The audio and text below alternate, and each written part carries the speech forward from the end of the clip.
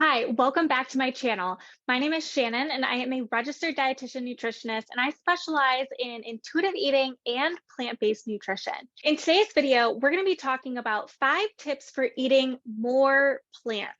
So this is relatable to whether you do define yourself as a plant-based eater or if you're simply trying to include more plant foods because you understand the benefits of these particular foods. Before I go on, let's look at what this term plant-based even mean. I'm going to read this directly from one of my posts on Instagram. If you don't follow me there yet, you can find me at plantbased.and.intuitive.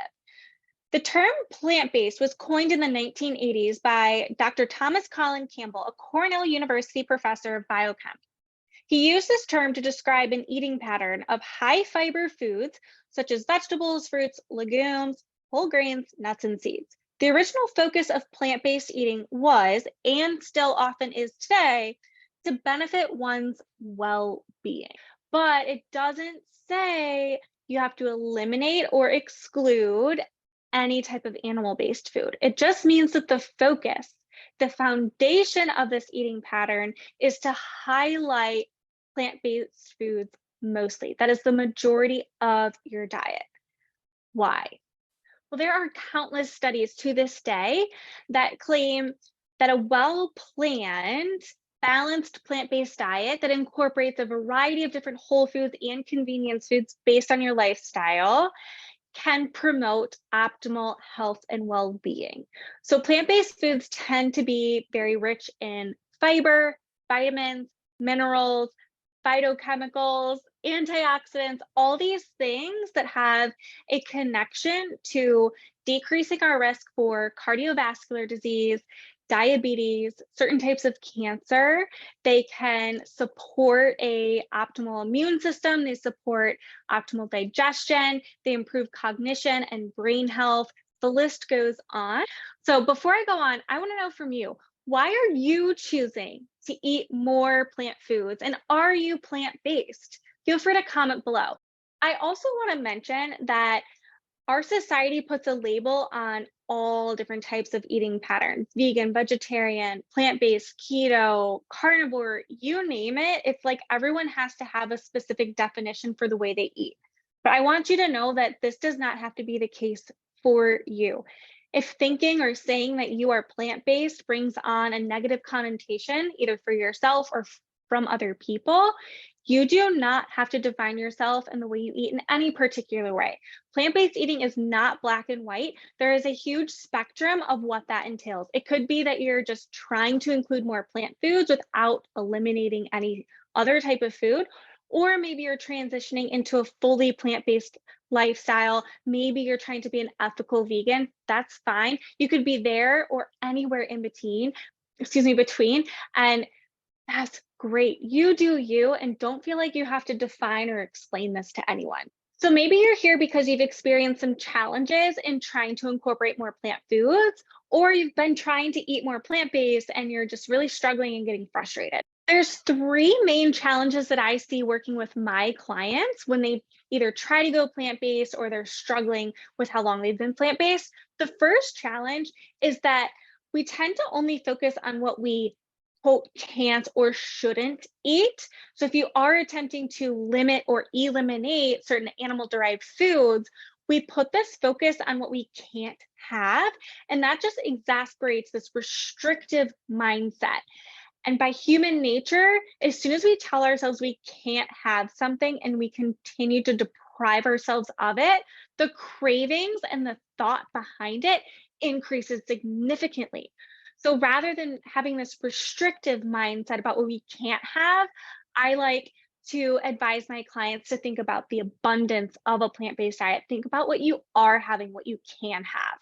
Challenge number 2 is that we're often unaware of how to balance our meals with the 3 different macronutrients. So that's protein, carbohydrates, and fat, which we'll talk about in one of our tips. But oftentimes our meals, when we're trying to go plant-based, might be lacking in one of more of those macronutrients. And we don't feel fully satisfied, which means we start to get more hungry or we start to have more cravings, and then we get frustrated that like we're doing something wrong. And the third challenge that I often see with new or veteran plant-based eaters is that we fear processed plant-based foods.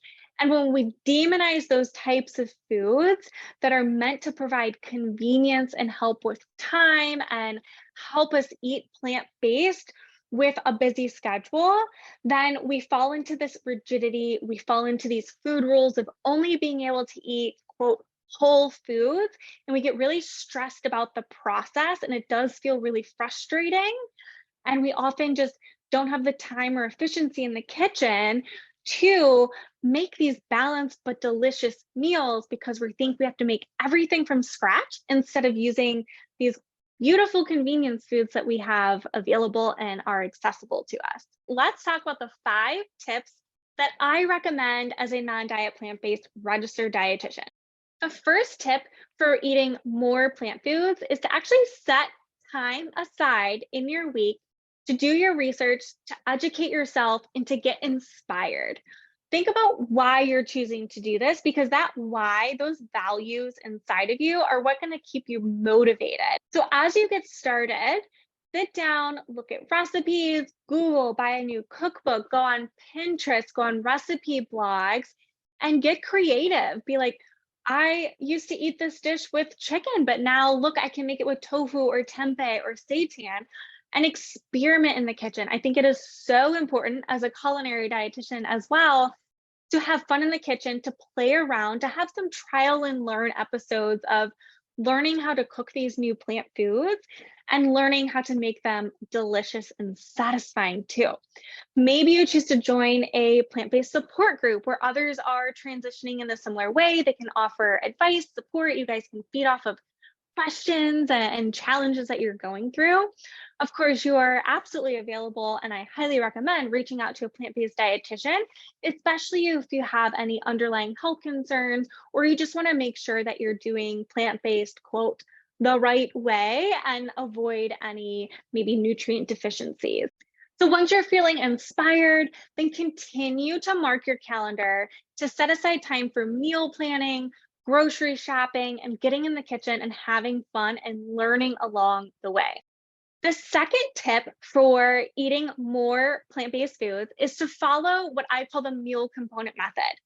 So there are 5 different meal components that I highly encourage my clients and those who are transitioning and staying more plant-based to include in every single meal as best you can. So the first is color. You want to have color from a variety of different options, mostly fruits and vegetables, because those are going to be very high in certain vitamins and minerals, antioxidants, and phytonutrients that I mentioned before that are related to optimal health and longevity. The second is a starchy carbohydrate. So this is where we get our energy. Our brain and our muscles and our body just love carbohydrates for energy. This could be potatoes, corn, rice, quinoa, pasta, breads, tortillas. Those are starchy carbohydrates. The third component is protein, which is probably the biggest meal component that looks different from a more meat, poultry, fish heavy type of eating pattern. So you're going to find plant-based proteins basically in all foods, but the foods that are very rich in those amino acids, which are the building blocks of protein, are going to be like beans, lentils, soy-based foods like edamame, tofu, tempeh. Even your nuts and seeds have some protein. Whole grains like quinoa and brown rice, they do have protein. So many different pasta noodles can be made out of beans and lentils now. Now, the fourth component is going to be fat.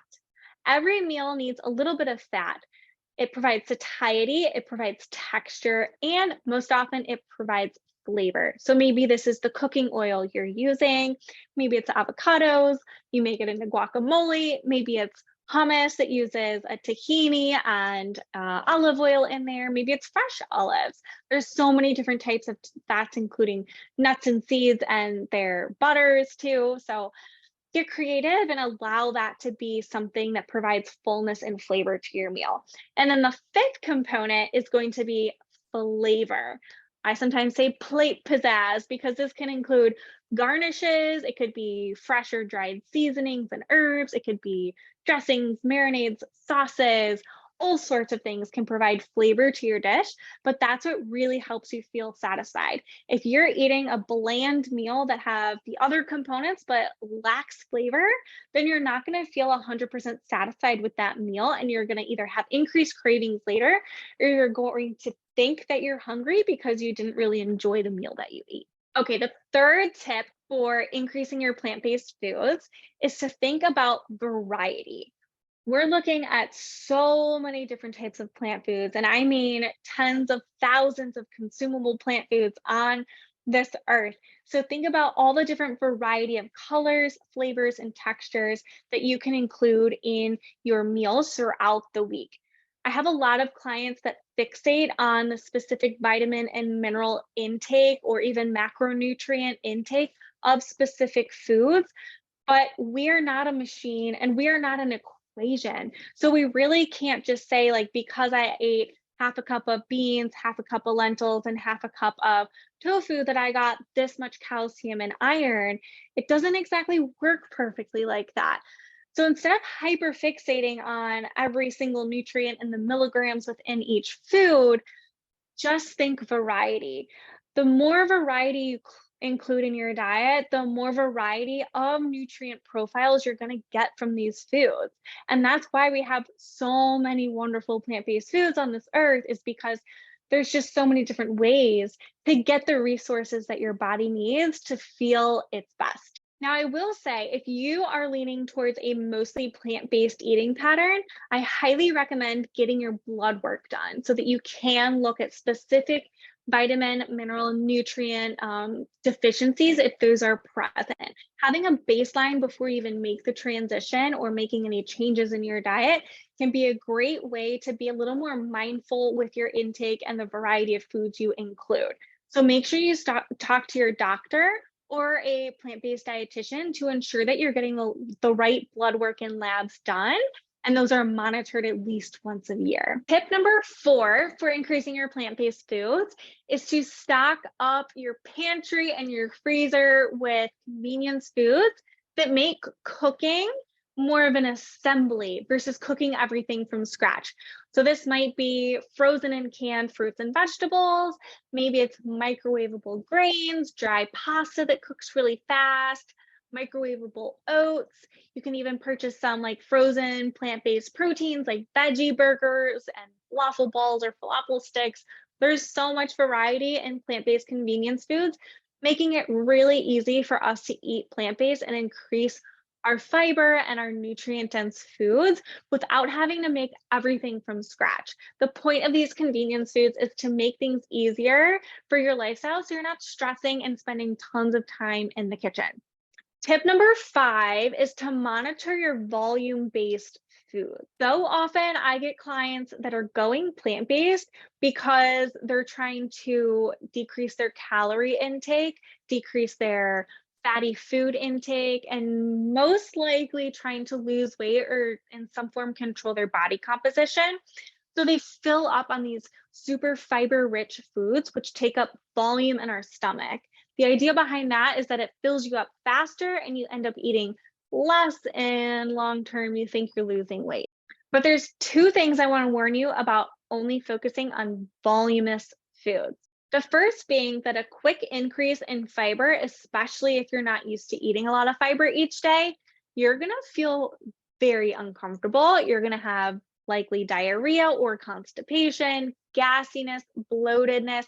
You're going to hurt in your stomach. So the second problem with only focusing on voluminous foods is that this is likely going to fill you up really fast, and it's going to prevent you from eating the quantity of food and energy that your body needs to feel safe. So this goes back to the restrictive kind of weight loss based why for eating plant-based, which I just really want to caution you about, because when we only eat these super fiber rich foods, fill up fast, they go through our digestive tract really slow, and we're not eating enough for our body's basic survival needs, this can lead to low metabolism, nutrient deficiencies, poor sleep, tiredness and sluggishness, irritability, moodiness, imbalance in hormones, poor thyroid health. It's a dangerous path you're going down when you just want to fill up on fiber and restrict overall energy intake. So I highly encourage you go back to the other tips about following the meal component method to ensure that you have enough energy, all the macronutrients, and a variety of different um, filling, satisfying, tasty foods so your body can feel safe where it is. But as you do start to include more plant-based foods, you're naturally likely increasing your fiber intake. So I highly recommend you include these fiber-rich foods gradually. So slowly increase that fiber content over a few weeks alongside increasing your water and liquid consumption to help keep things moving. That will likely help prevent any GI distress. And it will also build the strength of your gut muscles to be able to take on a higher load of fiber as you become more of a plant-based eater. I want to leave with you bonus tip. After you've tried the other 5 tips, I highly recommend that you do a check in with yourself or your support and maybe bring out a food journal. A food journal does not mean you are tracking calories or macronutrients. If there is concern for energy deficiency or nutrient deficiency, this is where you'll want to reach out to a health professional that specializes in plant based nutrition. So, doing a regular check in like that can allow you to kind of reflect on what you're doing with your foods and make assessments for any changes.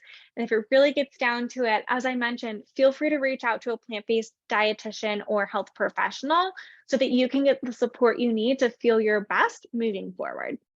I hope you enjoyed these tips for eating more plant based foods. Feel free to comment below with which tip you're going to start with first. And if you are looking for more support in your plant based journey or with intuitive eating, moving away from the restrictive dieting approach, feel free to send me a message. I do offer one on one nutrition coaching as well as group programs to help you feel your best as a plant based eater.